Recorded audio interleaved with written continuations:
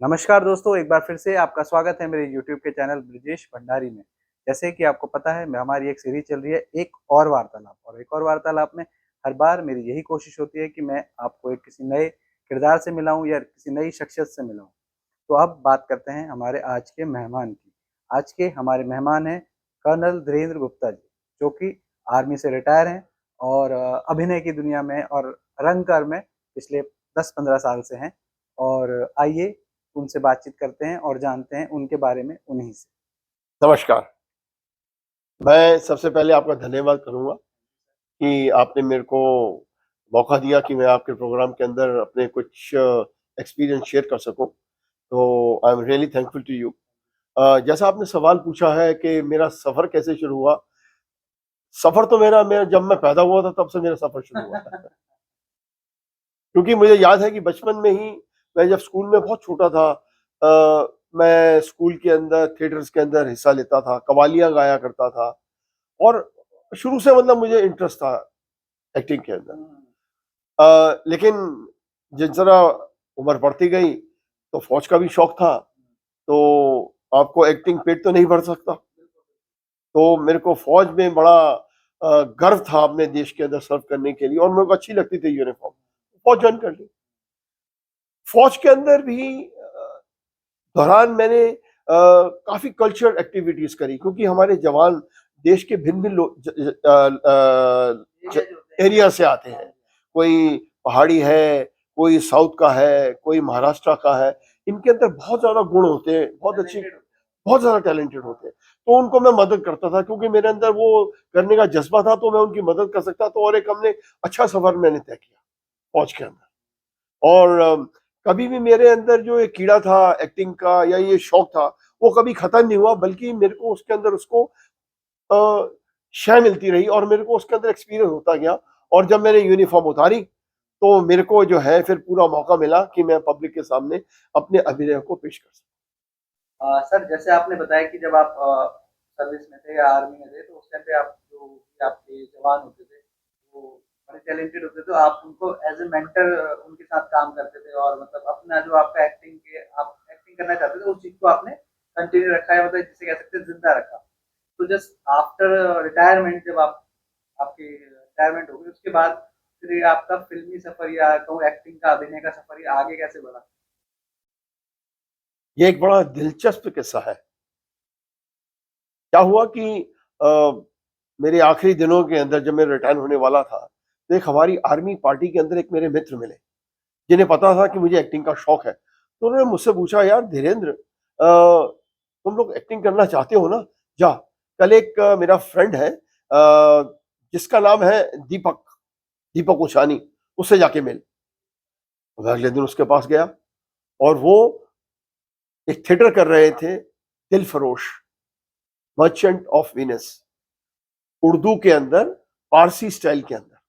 तो मैंने उनको बताया कि भाई ऐसे ऐसे मेरे को मेरे फ्रेंड ने भेजा है। तो कहते हाँ हाँ, उन्होंने मेरे को फोन कर दिया था। तो मैं गया उनके पास, तो उन्होंने मेरे को समझाया ऐसे ऐसे है। तो उन्होंने मेरे को छोटे छोटे कुछ रोल देने शुरू कर दिए ना, मर्चेंट ऑफ वीनस के अंदर, क्योंकि इन्हें पता नहीं था कि मेरी काबिलियत क्या है। तो जिस तरह हम 10-15 दिन जिस तरह हमने रिहर्सल शुरू करी, वो रिहर्सल हम शंकर मार्केट के अंदर किया करते थे।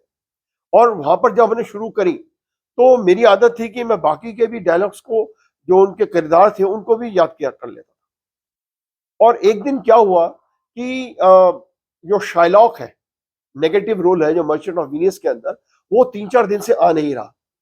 तो रिहर्सल के दौरान अब बड़ी मुश्किल होती थी, कोई उसका प्रॉक्सी करता था। तो मैंने उनको बोला, दीपक मैं करूंगा।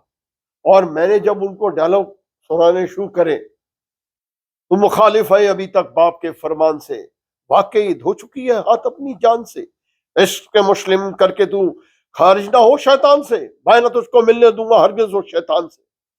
बस फिर क्या था, मेरे को वो रोल दे दिया और इस तरह मेरा जो है सफर शुरू हो गया एक्टिंग का।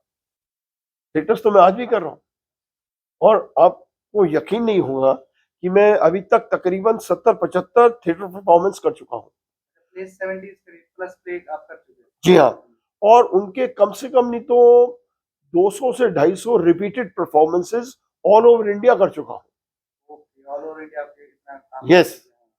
अब जैसे आपने पूछा कि मैं टीवी पे या फिल्म में कैसे आया, जब मैंने ये थिएटर्स कर रहा था तो दर्शकों में से एक बार कई स्टूडेंट्स मिले मेरे को, जो मेरी अभिनय से और मेरे व्यक्तित्व से इतने प्रभावित हुए, इम्प्रेसिव हुए, तो दे रिक्वेस्टेड मी कि सर क्या आप हमारे लिए शॉर्ट फिल्म करेंगे? मैंने कहा व्हाई नॉट। तो वो बच्चे जो थे वो जामिया मास कम्युनिकेशन के स्टूडेंट्स थे। अच्छा, वो अपने उसके लिए प्रोजेक्ट के लिए आपको फिल्म जो जो शो करते हैं उसके लिए उन्होंने आपको ऑफर करा होगा। That's right. और मैंने कहा यार व्हाई नॉट, और फिर मैंने उनके साथ शॉर्ट फिल्म की। और फिर वो दिन था और आज का दिन है, मेरे को इतने रेफरेंसेस मिले शॉर्ट फिल्म्स के कि मतलब फिर रुका नहीं मैं। बाद में आपका ये सफर शॉर्ट फिल्म का स्टार्ट हो गया और थिएटर उसके बाद भी थिएटर तो ऐसा ना कि शॉर्ट फिल्म आप रेगुलर नहीं करते हैं, और अगर जब आप चीज रेगुलर नहीं करते हैं, थिएटर एक ऐसी चीज है कि आपको आपके एक्टिंग अभिनय के अंदर जिंदा रखती है। तो जैसे फिल्म आप नहीं कर रहे हैं, शॉर्ट फिल्म या कोई और फिल्म नहीं कर रहे हैं, तो आप थिएटर कर रहे हैं।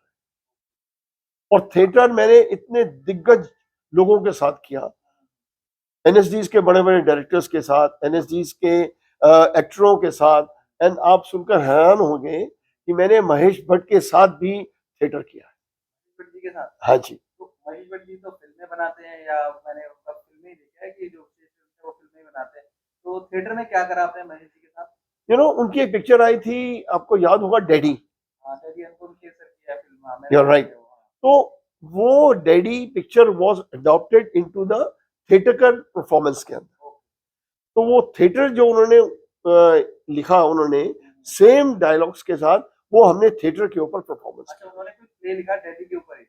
वो सेम, अच्छा, वो सेम प्ले वो आप लोगों ने विद द सेम डायलॉग जो पिक्चर के अंदर डाला। तो आपका कैरेक्टर क्या था? तो मेरा डायरेक्टर जो मनोहर लाल थे, दादा थे ना, जो उनके नाना थे, क्या कहते हैं अपना, ये क्या नाम भूल रहा हूँ मैं, पूजा भट्ट के नाना थे ना, जो वो नाना का रोल मैंने किया, जो कि एक दिग्गज कलाकार मनोहर लाल ने जो किया था, तो वो हमने प्ले किया हमने। इसी जैसे हम शॉर्ट फिल्म करते रहे, तो जिस तरह शॉर्ट फिल्म मैंने दिखानी शुरू करी, लोगों ने देखा, तो पता लगा कि कई लोग टीवी के ऊपर भी सीरीज बना रहे हैं। तो एक मिस्टर आजाद है, वेरी फेमस डायरेक्टर हैं, और वो बना रहे थे मकबूल की वापसी। तो मेरे छोटे ब्रदर हैं मिस्टर जितेंद्र गुप्ता, शायद पता नहीं आपसे उनका वाकिफ है। तो वो आजाद साहब के बहुत करीब थे, तो उन्होंने बोला कि सर मेरे ब्रदर भी जो है वो भी एक्टिंग करते हैं। उन्होंने कहा व्हाई नॉट। तो देन उन्होंने मेरे को वो हेल्प करी, बल्कि मेरे को मौका दिया उस मकबूल की वापसी के अंदर, जो मैंने टीवी सीरियल के अंदर काम किया। अगेन हम महेश भट्ट की एक थिएटर कर रहे थे शारदा यूनिवर्सिटी के अंदर। तो शारदा यूनिवर्सिटी में जब हम प्ले कर रहे थे, तो उसके बाद प्ले करके हम वापस आए घर पे, तो 3-4 दिन के बाद मेरे को किसी का रिंग आया कि सर एक ऐसे ऐसे है, एक मिस्टर अमित बडाना है, वो एक सीरियल कर रहे हैं, शॉर्ट फिल्म बना रहे हैं, ये इश्क है कोई खेल नहीं।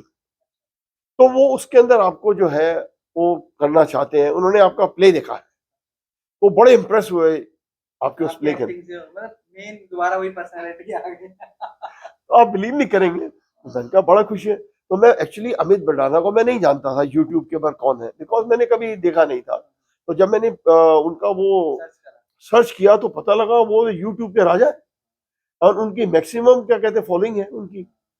और फिर मैंने वो उनका क्या कहते हैं वो किया, शॉर्ट फिल्म करी उनकी। और फिर उसके बाद उन्होंने एक बनाई माँ बाप और बेटा, और इतनी कॉमेडियल क्या कहते हैं वो है, कोई 20 मिनट की, हाँ 20 मिनट की फिल्म है। उसके अंदर फिर मैंने उनके साथ वो मैंने किया। मेरे साथ जो लोग थिएटर करते थे, वो लड़का कास्टिंग एजेंट बन के बॉम्बे गया, तो एक पिक्चर आ रही थी सांड की आंख, तापसी पन्नू और भूमि पेडनेकर की, प्रकाश झा जिसके अंदर थे। तो उसके अंदर उसने मेरे को वहां से बॉम्बे से कॉल किया, और उसने मेरे को ऑडिशन मांगा मेरा, मैंने ऑडिशन दिया एंड आई गॉट थ्रू।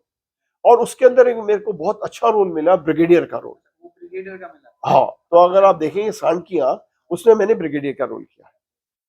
तो मतलब वहां से आपका ये फिल्मों का सफर स्टार्ट हुआ। शुरू हो उसके गया। बाद फिर आपने क्या करा फिल्मों में? उसके बाद फिर एक फिल्म आई है, हम दो हमारे दो।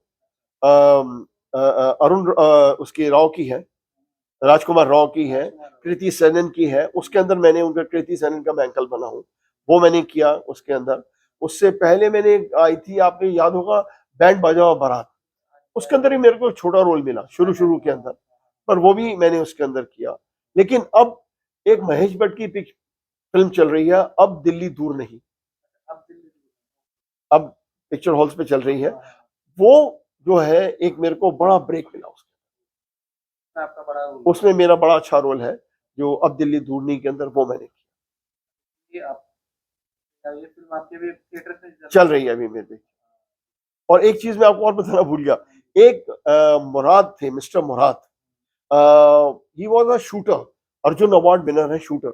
उनके लड़के ने एक पिक्चर बनाई थी ख्वाब, बहुत अच्छी पिक्चर बनी थी, करीबन इसको हो गए होंगे करीबन 6-7 साल।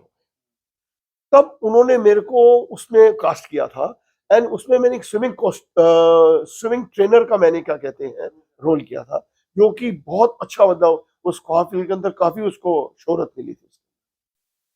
सर आपसे बातचीत करके बहुत मजा आ रहा है और बहुत बहुत अच्छी बातचीत चल रही है और बहुत जो भी आपने मुझे बताया। और ये एक जनरल हमारे जो एक्टर होते हैं उनकी लाइफ का जो पार्ट है, जो आपने इतनी सारी बातें मुझे बताई, पार्ट है। तो मैं ऐसे ही अभी सोच रहा था आपसे बातचीत करते हुए, मेरे दिमाग में एक बात अभी क्लिक करी कि आपने थिएटर कर लिया, टीवी आपने कर लिया, यूट्यूब आपने कर लिया, फिल्में आपने कर ली, तो बचा क्या? तो फिर मेरे दिमाग में आया कि यार एड्स भी तो होते हैं हमारे, तो क्या आपने एड्स भी कभी करे हैं या मतलब कुछ ऐसा कभी आपके साथ ऐसा हुआ हो कि आपने कोई ऐड का किया हो? मैंने वो भी नहीं छोड़ा।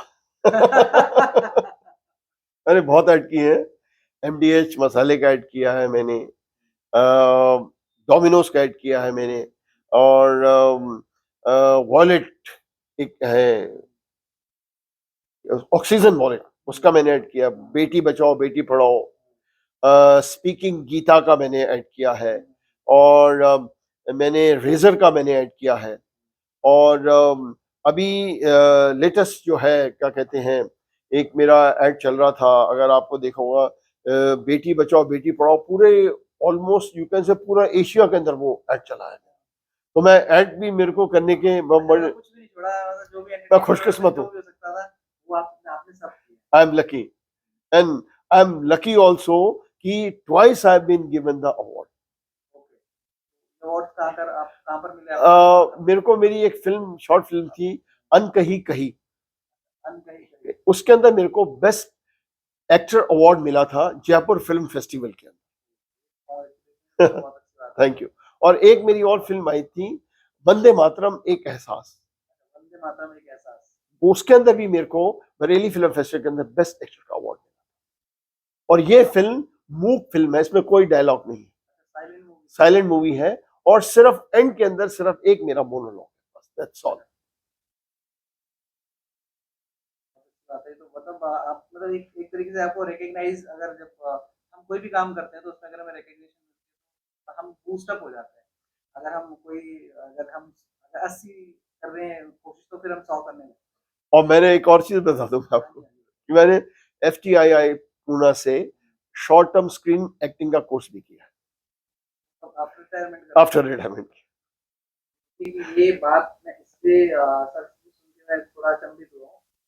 तो जैसे जो लोग होते हैं ना कि हमारे पास टाइम नहीं है, अब तो हमारी उम्र हो गई, हम क्या करेंगे, तो मतलब ये बहुत अच्छा एग्जांपल है सर कि आफ्टर रिटायरमेंट सर ने एक कोर्स भी करा होगा, तो एक्टिंग को लेकर तो सर कितना सीरियस है पता चलता है। सर आपसे बातचीत करके बहुत अच्छा लग रहा है और बहुत मजा आ रहा है आपसे बातचीत करने में। पर हमारी भी कुछ समय की सीमाएं हैं, तो इस कन्वर्सेशन को या इस बातचीत को अब हम अंत की ओर ले जाएंगे। मैं आपका बहुत बहुत धन्यवाद करूंगा कि आपने मुझसे बातचीत करी और मुझे बुलाया अपने घर पे, और हम इतनी अच्छी बातचीत करी, और मुझे बड़ा अच्छा लगा आपसे बात करके। और मैं आपसे जरूर ये चाहूंगा कि 2 शब्द आप मेरे लिए सबसे पहले तो मैं आपके चैनल एक और वार्तालाप का बहुत बहुत शुक्रगुजार हूँ, जो आपने मेरे काम को दर्शकों तक पहुंचाया। और मैं कामना करता हूं कि आपका YouTube चैनल दिन रात तरक्की करे। Thank you.